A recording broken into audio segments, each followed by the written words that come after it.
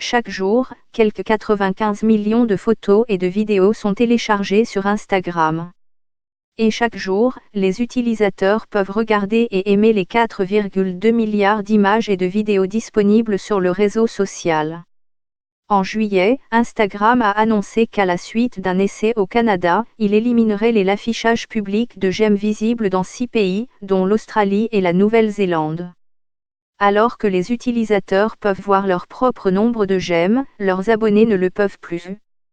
Nous en sommes à plusieurs semaines après cette restriction. Est-ce que cela a changé le fonctionnement d'Instagram? Cela dépend à qui vous le demandez. Certains influenceurs australiens ont critiqué cette décision. Jem Wolfie, un influenceur de l'alimentation et du conditionnement physique de perte avec 2,7 millions de suiveurs, s'est plaint à la radio nationale qu'Instagram lui avait enlevé un outil essentiel. Un jeune Instagrammé de Melbourne, Michaela Testa, s'est mis à pleurer sur YouTube pour dénoncer la nouvelle mesure de la plateforme. Les deux femmes ont immédiatement été bombardées de railleries à travers les réseaux sociaux et les grands médias pour qu'elles trouvent un vrai emploi. Pour eux, cependant, et pour beaucoup d'autres, Instagram est un vrai travail. Certains, comme l'influenceur australien de la condition physique Kela Itsin, peuvent y tirer des revenus considérables.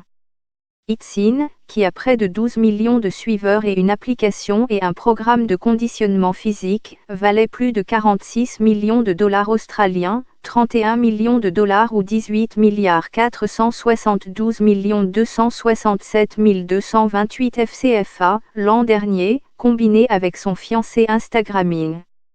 Pourquoi Instagram a-t-il rendu les j'aime invisibles?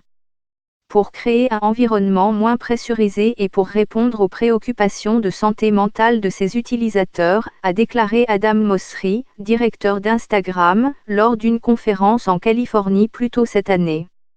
La cyberintimidation est omniprésente et beaucoup d'influenceurs courent après les gens jusqu'au point de les épuiser. Mais certains craignent que le réaménagement les empêche de gagner leur vie. Il est intéressant de noter qu'un mois après le changement, beaucoup de personnes influentes du moins publiquement accueillent favorablement le changement et se désintéressent des préoccupations concernant la menace qui pèse sur leurs revenus. Les influenceurs d'Instagram gagnent de l'argent en s'associant à des annonceurs pour promouvoir leurs produits dans leurs messages ou par le biais des stories temporairement visibles.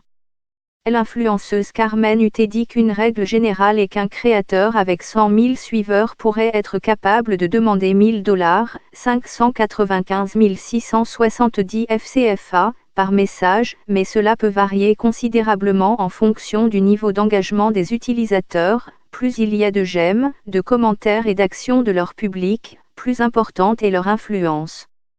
Sur Instagram, les influenceurs du fitness peuvent promouvoir leur propre programme ou des influenceurs de mode peuvent s'associer à de grandes enseignes ou marques. Tammy Ambrove, une institutrice de fitness et de beauté avec 9,7 millions de suiveurs sur son compte principal, promet ses propres activités et celles de marques partenaires sur son compte. Elle dit que le changement n'a pas eu d'impact sur sa façon de faire des affaires. Les j'aime sont devenus un concours de popularité, dit-elle. Mais ce qui, à mon avis, intéresse vraiment les entreprises, ce sont les impacts sur le terrain et les actions suscitées par les publications. Par exemple, les données démographiques et l'emplacement de ses suiveurs, ou les impressions combien de fois un message a été vu. Elle pense aussi que la suppression des j'aime permet à ses suiveurs de mieux apprécier son travail. Max Doyle, directeur général d'une agence de marketing d'influence basée à Sydney, déclare qu'il est trop tôt pour déterminer les résultats de l'essai, mais il prévoit une réduction de l'engagement si les abonnés n'en ont pas conscience. Et l'engagement est comme une monnaie d'échange numérique pour les personnes influentes, dit-il.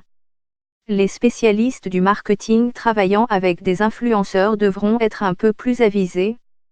L'époque où une personne influente posait simplement avec un chewing-gum avec une légende disant qu'elle aimait son haleine fraîche et mentholée est révolue, dit-il.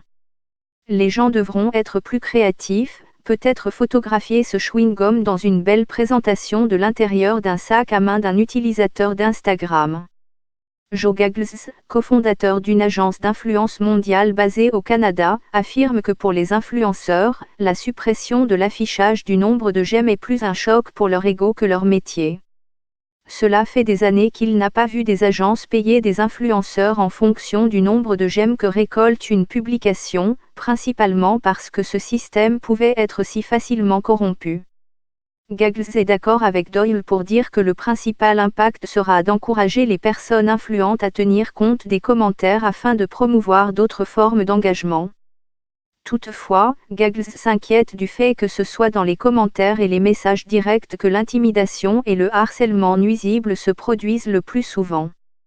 Déjà, certains abonnés ont commencé à subvertir le système des j'aime invisibles, affirme Crystal Abidin, chargée de recherche principale en études Internet à l'université Curtin en Australie occidentale.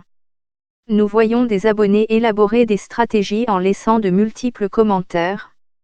Peut-être qu'au lieu de laisser un commentaire disant « je t'aime tant », ils mettront un mot dans chaque ligne, laissant 5 commentaires pour créer cette masse d'activité. Cette stratégie consiste à créer plus de commentaires. Ils essaient toujours de jouer avec les chiffres, en espérant que cela reflète bien leur influence préférée. Selon elle, le changement oblige les utilisateurs à réfléchir davantage à la question de savoir s'ils aiment un élément de contenu et pourquoi, plutôt que de simplement sauter dans le train d'une image qui leur plaît bien. Un porte-parole de Facebook, le propriétaire d'Instagram, a déclaré à BBC World Life que ce test ne fait que rendre vos j'aime privés pour vous, afin que vous puissiez vous concentrer moins sur les j'aime et plus sur le récit de vos histoires. Johan Orlando, chargé de cours principal en éducation et mode de vie numérique à l'université de Western Sydney, affirme que le changement permettra peut-être aux gens de sentir qu'ils n'ont pas à être trop glamour ou trop beaux pour pouvoir afficher du contenu sur Instagram. Cependant, Abidin dit qu'en changeant le mode de fonctionnement de la plateforme, il pourrait y avoir une tension supplémentaire pour certains qui gagnent leur vie sur la plateforme. Le fait de cacher les j'aime au public réduit probablement la pression de se montrer aux autres, mais les inquiétudes de base et la précarité de l'industrie dans son ensemble sont toujours présentes, dit-elle. Avoir à développer de nouvelles stratégies chaque fois qu'une plateforme change pour continuer à travailler ajoute probablement plus de tension mentale aux influenceurs, dit-elle. Ils sont dépendants des caprices de la plateforme. Même s'ils aimeraient se considérer comme des entrepreneurs indépendants dans cet espace, il suffit que les responsables des plateformes prennent une décision pour que tout change. Nous ne possédons pas d'Instagram. Carmen UT prend de belles photos d'endroits magnifiques. Avec 132 000 suiveurs, l'Autrichien néo-zélandais est un micro-influenceur dans le monde du voyage, s'associant à des organisations allant des offices du tourisme aux sociétés de photos en passant par les marques de vêtements d'aventure. UT croit que les changements n'auront pas d'impact sur son revenu, mais sa valeur peut être mesurée différemment. Instagram, dit-elle, n'a aucune obligation envers ses utilisateurs, et c'est une folie de le penser. Les choses changent et il est très dangereux de se sentir propriétaire d'Instagram parce que, en réalité, Instagram vous possède. Nous sommes tous un produit. Que nous y gagnions de l'argent ou non, nous sommes tous un produit et il nous monétise chaque jour. Je dois une grande partie de mon succès à cette plateforme, dit-elle. Mais, en fin de compte, je le dois aussi en grande partie au temps que j'y ai consacré, et je ne peux l'oublier.